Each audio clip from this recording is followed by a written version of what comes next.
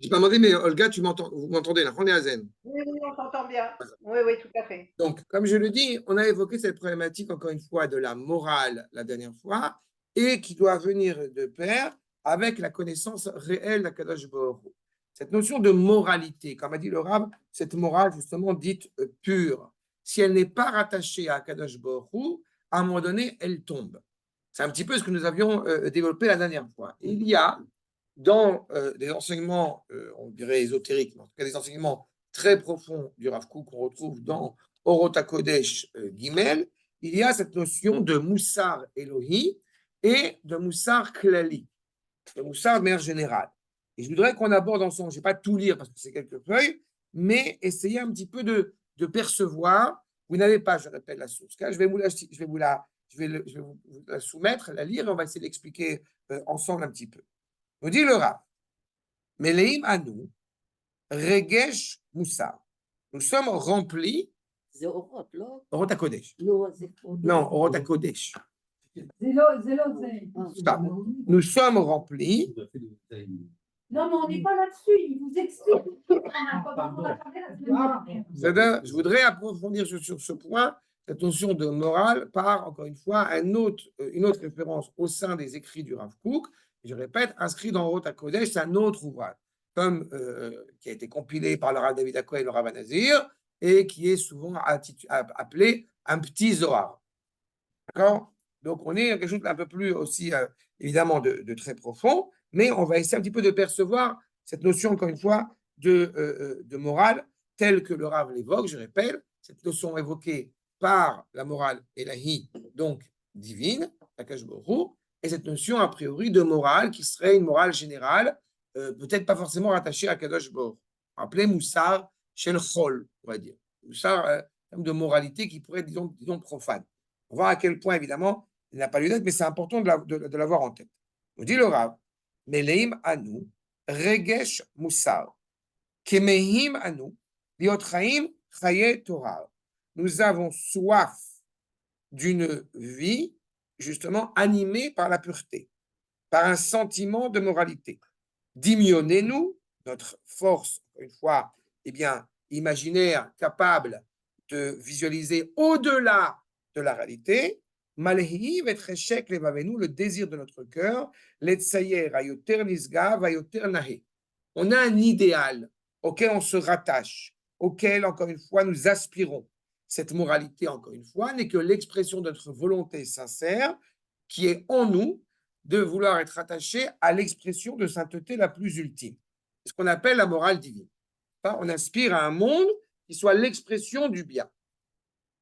Et du bien en tant que tel. Face à cela, nous avons un autre type, si je puis dire, de moralité que le Rav appelle Amoussar Shel Chol. Sentiment de moralité, on pourrait appeler une relation de moralité dite sociale, profane. Et nous dit le Rav, Amoussar Shel Chol Einenu Amok. Il n'est pas profond. Il ne rentre pas à l'intérieur de la neshama. Puisque je réitère ce que j'ai souvent évoqué, qu'est-ce que c'est que ce moussar de Chol? C'est une convention sociale. C'est pas? Af alpi, shadam nimshach acharav le Torah. On est naturellement animé par elle, attiré par elle. Quoi de plus noble, quoi de plus louable que de parler d'une société qui vit en harmonie. Chacun fait ce qu'il veut. Mais on se rend bien compte du chacun fait ce qu'il veut, combien il est, comment est-il entendu chez nous.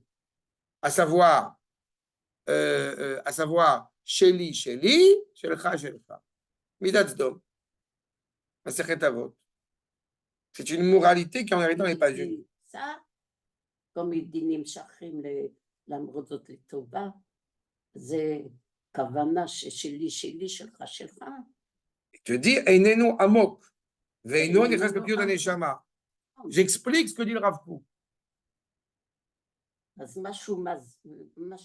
Ce moussard de Chol, il n'est pas moral. C'est pas moral. Nachon. Afalpi, Sha'adam nimshach acharav letova. On est intéressé à cela. Encore une fois, je répète, parce qu'on a envie de cet héritage, de cette logique, de cette cohérence, de cette harmonie, encore une fois. Mais en réalité, malheureusement, il ne peut pas amener à, encore une fois, une réalité authentique. Il ne peut que faire tromper l'homme qui vit dans une pseudo-harmonie. Pourquoi une pseudo-harmonie? Parce qu'elle n'est que extérieure. Elle n'est pas profonde. Elle n'est pas rattachée à la morale divine. Okay. Oui, d'une certaine manière, oui, tout à fait. Tout à fait. Je suis nuancé parce que même quand quelqu'un, et c'est ce qu'on avait un petit peu dit la dernière fois, même quand quelqu'un se dit agir pour le bien, pas directement rattaché à Kadosh Baruch Hu, il y a de fortes chances que son père, son grand-père, son arrière-grand-père étaient animés par la Torah et qu'il a insufflé à ce petit-fils quelque chose qui le rattache à ça.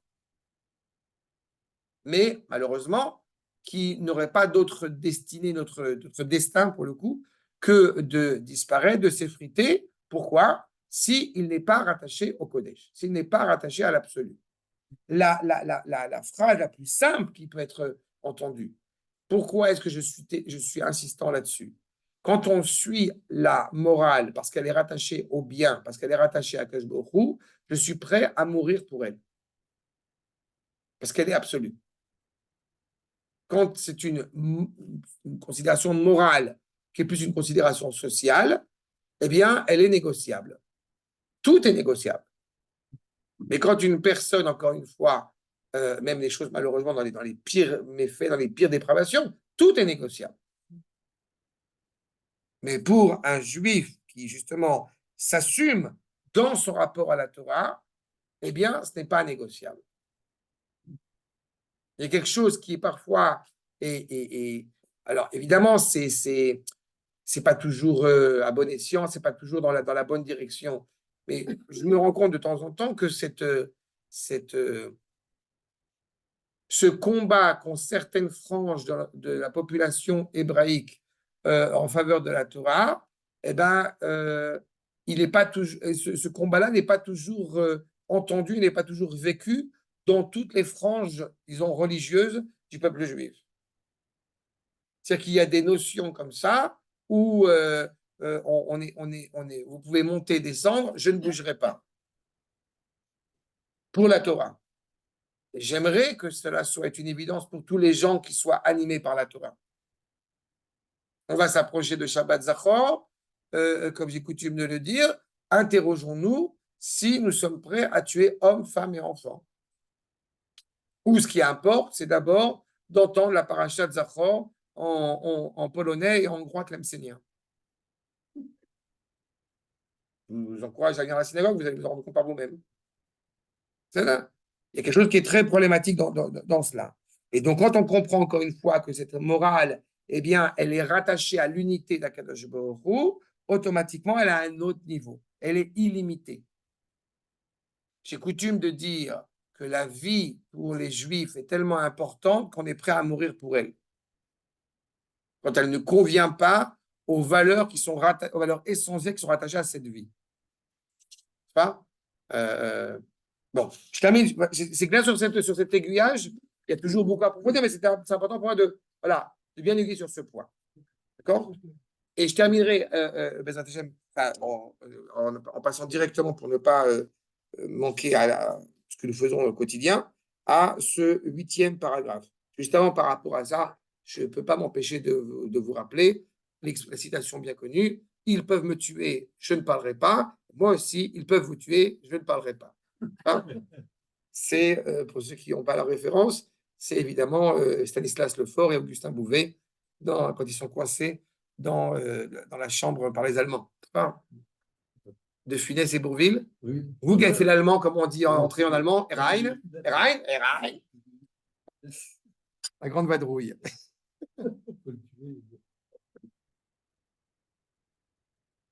Voilà. Et maintenant, vous avez le 8e paragraphe, pour le coup. Donc, dans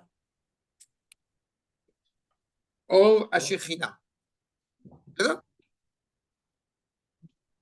Or Hashechina ou Knesset Israël. Ok. 8e paragraphe.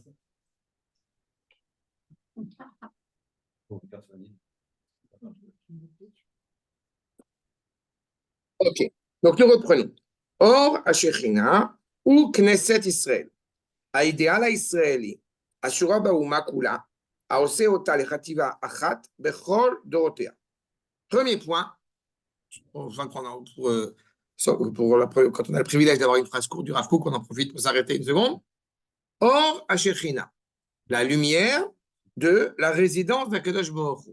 Il n'a pas dit, eh bien, elle s'exprime par le comportement d'Israël. Elle a dit, c'est quoi la lumière il a rappelé, c'est quoi la lumière d'Akadosh Baruch Hu? C'est Knesset Israël. L'âme de la nation hébraïque est en elle-même la résidence d'Akadosh Baruch Hu. Tu veux voir la résidence d'Akadosh Baruch Hu dans ce monde, regarde le peuple juif réuni tout entier. C'est la Or HaShechina. Cet idéal, encore une fois, d'Israël, qui réside au sein de toute la nation. C'est-à-dire qu'en réalité, on ne peut pas voir la Shechina quand on est en Chutz La'aretz. Pendant 2000 ans d'exil, on ne peut pas voir la résidence d'Akadosh Baruch Hu. Pourquoi? Parce que justement, le peuple juif n'est pas réuni autour de cette identité nationale.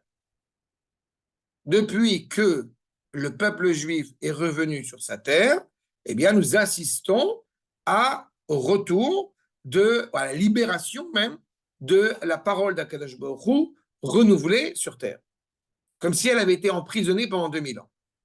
Alors, elle n'était pas emprisonnée dans le Beth Midrash, puisque justement, dans le Beth Midrash, on essaie de garder cette vitalité, voilà, comme j'ai dit souvent, la synagogue, c'est un Mikdash Me'at, c'est un petit Beth Amikdash.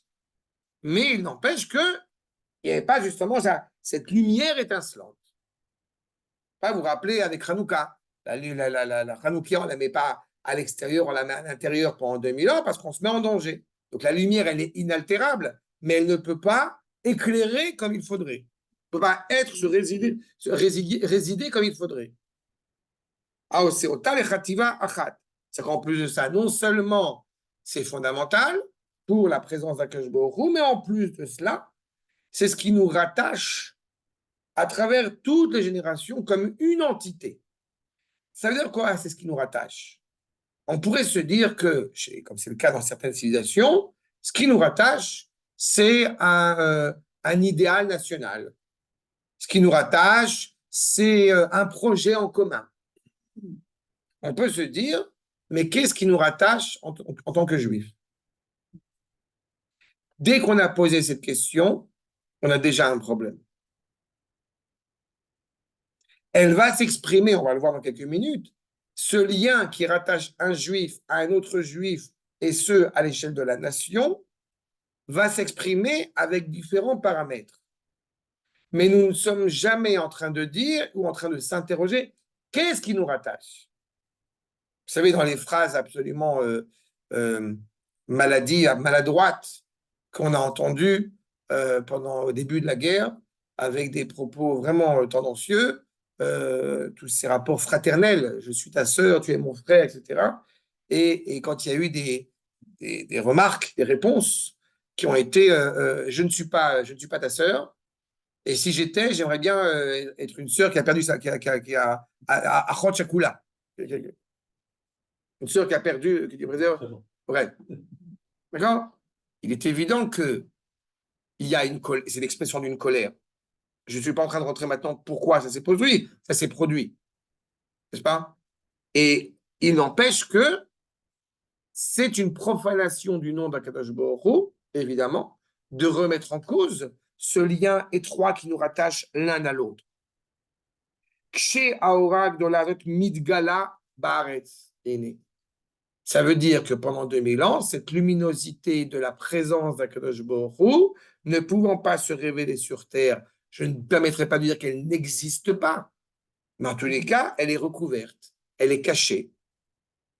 Quand nous revenons en tant qu'entité en Eretz Israël, que nous pensons juifs, que nous agissons juifs, automatiquement, elle prend toute sa grandeur, elle prend toute sa force. מתגלה בארץ, מתגלם בחיים המעשיים והשכליים. מעשיים et mitzvot, de toutes sortes. שכליים, la pensée même. Akol mitbarech. Qu'est-ce que ça veut dire Akol mitbarech? Quand vous avez une entité hébraïque qui pense juif, qui agit juif, eh bien, ça a des répercussions à l'échelle d'abord d'Israël, puis à l'échelle du monde entier. Comme il est bien connu, Nivrechu becha kol mishpachot ha'adama. On parle de Avraham Avinu. Par le biais de Avraham, premier sens, eh bien, il y a de la bénédiction sur terre. Le monde s'accroît en bénédiction.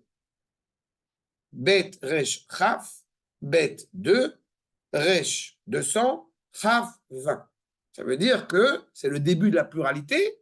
Donc, en Midbarer, on a, comme dit le terme, Baraka, on a de plus en plus. C'est pas on vit, c'est la vie existe, le noyau existe, et par le prisme d'Abraham, cela ajoute de la vie, ajoute de la bénédiction. Et puis, deuxième sens qui n'est pas contradictoire, au contraire, qui vient s'ajouter, c'est cette notion de bérir. Je crois qu'on dit en français une bouture. Quand on prend une branche ça, et on la replante sur terre pour agrandir ça. Et ça s'appelle, en hébreu, bérir. D'accord? C'est exactement c'est la même langue, c'est la même sémantique. D'accord? Achab. Donc, c'est ce qu'on est en train de nous dire. Ve, akol mitbarer. Akol, sous-entendu, akol. Toute la réalité. Aneshamot agnuzot. Bechevion. Ma'ala mosifot ora veta'anun. C'est qu'à partir du moment, encore une fois, où il y a clairement cet attachement à Akadosh Baruch Hu, eh bien, les neshamot qui s'inscrivent dans cette nation hébraïque vont agir avec d'autant plus de force, vont se révéler, j'ai envie de dire, avec un surplus de beauté, surplus de beauté et de bonté. Parce qu'il y a l'endroit, il y a le creuset, il y a le terreau pour pouvoir permettre cela. Mais kol nefesh chaya mita'ala, pas seulement en Israël, pas seulement les neshamot, le monde entier. Le monde entier va mieux. Haolam umlo'o mitromen. Le monde s'élève. À chaque fois qu'on nous accuse de racisme, eh bien, je mets au défi quiconque d'être raciste comme Israël est raciste. Je ne connais pas une nation sur terre qui dit il est impératif que nous soyons sereins, que nous soyons bien, parce que notre béatitude, notre bienfait va se répercuter sur le monde entier parce que ça nous importe énormément. Je ne connais pas une nation dite raciste qui a ce genre de pensée. D'accord? En prenant en considération que nullement l'envie de détruire le monde, bien au contraire. Akol mit'ale, akol mitromem. D'accord? Atlalim otsarot bekirbam shefat beracha. C'est quoi atlalim? Atlalim, ça vient de tal, c'est la rosée. Les rosées, regorgent d'un trésor qui est animé par cette bénédiction. C'est les rosées, c'est infini. Il n'y a pas écrit combien de tlalim. Toutes les rosées, toute cette sève vitale qui est en train, encore une fois, de ressurgir. Et justement, pas seulement spirituellement, ruchot vekshamim, kolelim, betocham, meniot, chaim ve'oz. Regardez, à chaque fois, le Rav utilise la pluralité. Meniot, c'est manot, mana, meniot. C'est-à-dire qu'au moins, il y en a deux. Grâce à cette sainteté, cette santé d'Israël, eh bien, un souffle à la fois matériel, à la fois spirituel qui s'inscrit en eux, donne encore plus de force à la vie. Oz, c'est quoi? C'est la Torah. Oz la moïten et varetamo v'shalom. C'est quoi Oz? La moïten, c'est la Torah qui a été donnée au Ham Israël. Et Azout, c'est aussi la force. C'est l'effronterie même quand c'est un côté négatif. On n'a plus peur de se construire, d'agir. Kol chaye ruchani elyon ve'atarton mitadel. C'est quoi chaye ruchani? Tarton, on comprend. La vie spirituelle ici sur terre. Mais c'est quoi Chaye Rouchani Elion? La vie spirituelle supérieure. La bataille, c'est les anges tutélaires. Par le biais de ce lien étroit qui rattache Israël à Akadosh Baruch Hu, en étant l'expression de la Shekhinah, cela a des répercussions sur les anges tutélaires. Comme il est utile de le rappeler, quand on fait la Kedusha Nagdishach Venaharitzach, Kenoam Siach Leumatam Meshabechim Veomrim. On tient un dialogue agréable avec Akadosh Baruch Hu, à la différence des anges tutélaires, nous, on sait dire Kadosh 3 fois. Les anges tutélaires, d'une certaine manière, ne savent pas dire Kadosh 3 fois. Pourquoi ils ne savent pas dire Kadosh 3 fois? Parce qu'ils reconnaissent la transcendance d'en haut, la distinction du monde d'en haut. Ils ne reconnaissent certainement pas la dimension transcendante en bas, et encore moins la dimension, si je peux dire transcendante, enfin en tout cas distinctive, différentielle, qui rattache ces deux pôles. Pas comme j'ai coutume de l'expliquer, les anges sont rattachés en haut, les animaux en bas, et seul l'homme est capable de rattacher, encore une fois, ces deux pôles essentiels. En cela, nous disons Kadosh 3 fois. Donc, ça veut dire que quand Israël, encore une fois, se réalise en acte et en pensée, et je répète, se réalise, ça ne veut pas dire que s'il ne fait pas ça, il n'y a pas de Shrina. Dès qu'il y a l'entité hébraïque, la présence d'Akadosh Baruch Hu est assurée. Mais plus on est en cohérence avec justement cette pensée et ces actes, plus, eh bien, le souffle, à la fois, je répète, terrestre et céleste, si on peut dire, eh bien, mit'aden, s'adoucit. Tout devient plus serein, plus agréable. Mitmale, pardon, Igion shel Shira, vechedvat noamim. C'est ça. C'est quoi Igion shel Shira, vechedvat noamim? Il y a, comment dirais-je, il y a de la rumba dans l'air. D'accord? C'est les traductions libres du Rav Kook, là, mais vous avez compris l'idée. Akol, Aliz, Sameach, Omeranen. Le monde se réjouit, le monde est dans une meilleure considération. Veiranenu, on va dire à Rosh Hashanah, toutes les nations, encore une fois, te louent. Qu'est-ce qu'on va louer à Purim? Grâce au combat d'Israël, le monde va mieux. Tous les gens qui étaient, ou on le comprend comme étant des gens qui n'appartenaient pas au peuple juif, ou ce qu'on dit Améharet, ou alors on dit des gens qui appartenaient au peuple juif mais qui étaient ignorants, et ils vont louer à Kadosh Baruch Hu. C'est-à-dire que la résultante de cette sérénité, de ce retour à la santé, à la bonne santé d'un Israël, a des implications puisque le roi peut pleinement s'exprimer, donc la présence d'Akadosh Baruch Hu, la Shekhinah est dedans, et donc automatiquement, cela a une implication, encore une fois, sur le monde. Sur Israël, évidemment, et sur le monde. Et vous voyez ce que dit le rab. Mipnei shekneset Israël, nachta le'ashrat be'ara. Pourquoi? Parce que l'âme d'Israël est en train de se reposer, d'être sereine, les ashra be'ara, c'est-à-dire d'être présente sur la terre. C'est un défi permanent que j'aime à rappeler, qui est lancé aux nations. Nous ne serions pas une menace si nous étions le Vatican. C'est-à-dire si nous étions une dimension qui serait totalement déconnectée de l'axe terrestre. Parce que quand on est une menace, oui, mais les nations, tu vois bien, ne le voient pas sous cet angle-là pour le moment. Pourquoi ils ne le voient pas sous cet angle-là? Pourquoi ils ne le voient pas sous cet angle-là? Parce que nous avons le contrôle animé par la présence d'Akadosh Baruch Hu, okay, sur les deux plans, de tout tableau. C'est une autre référence de Stanislas Lefort dans l'armoire, hein, de tout tableau. Aval, à idéal, à Léomi, à Nitzri. Y a-t-il un idéal national chez Israël? La réponse est oui. Y a-t-il un idéal national et nationaliste chez les nations? Non. Parce que tout cet idéal nationaliste qu'on retrouve chez les nations n'a de cesse de vouloir, eh bien, perturbé, de vouloir être dévastateur, destructeur, conquérant à l'égard des autres peuplades. Ce n'est pas le cas d'Israël. Au contraire, cette dimension nationaliste qui est inhérente à Israël n'a qu'un seul but, réparer le monde, accomplir sa royauté sur terre. Mais Od Mekoro Elohim. Parce que justement, d'où vient-elle? De Hod. Hod, vous savez qui c'est Hod? Hod, c'est le Kohen, c'est Aaron, dans l'arbre des Sphirot. C'est-à-dire que c'est l'harmonie. Ça veut dire qu'on a le Beth Amikdash. C'est-à-dire que justement, ça resplendit à travers le monde. Cette luminosité qui prend sa source, encore une fois, à chaque Ashborou, à Shochen, pays Israël.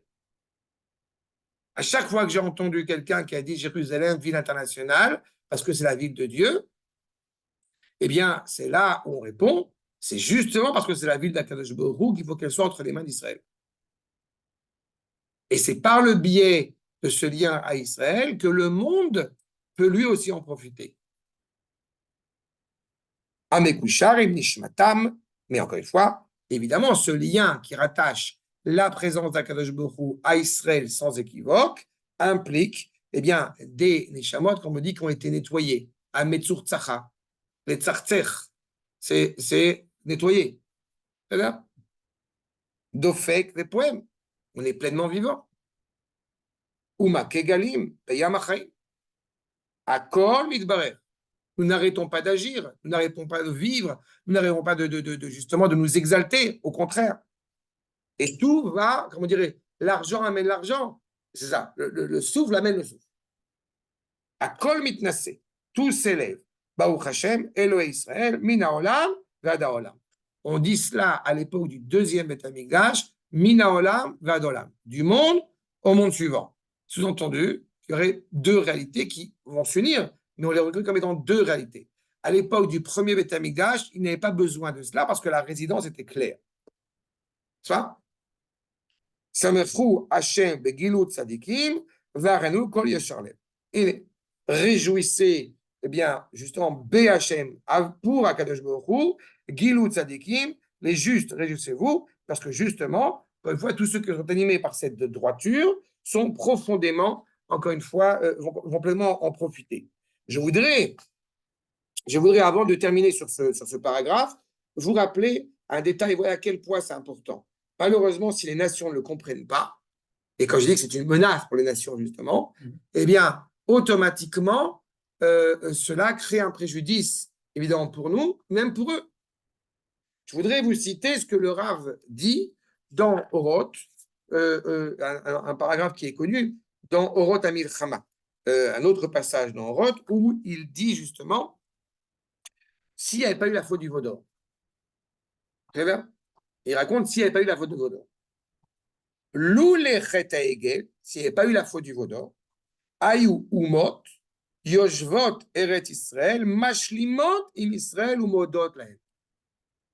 S'il n'y avait pas eu la faute du Vaudor, les nations se seraient assises en Eret Israël à se parfaire, à s'améliorer, à être sympathique, ça veut dire, et reconnaissant à l'égard d'Israël. Pourquoi?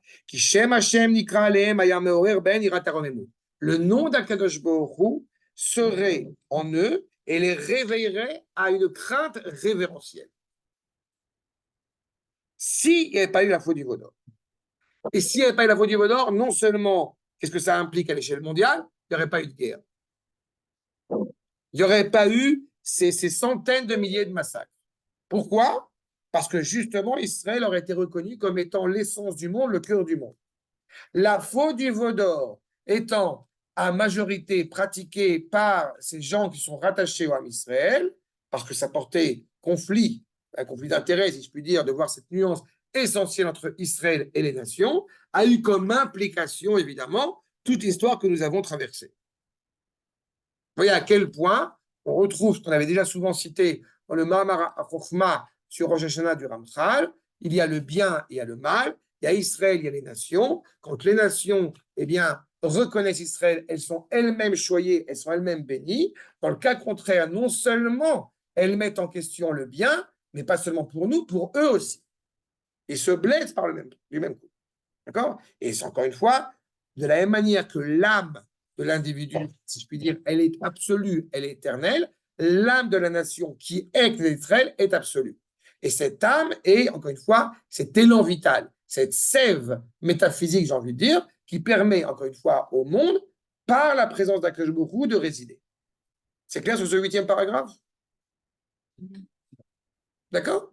Oui, c'est la continuité, c'est pour ça que j'essaie d'aller doucement sur ces points, mais au Hashem. Olga et Aaron, si vous avez des questions, Bertravol. Non, pas de questions, c'est très clair. Très clair, merci. Avec plaisir. Bezrat Hashem. Bon, voilà, ça c'est pour le 8e paragraphe, et la prochaine fois, Bezrat Hashem, on fera le 9e, Mesha Tova.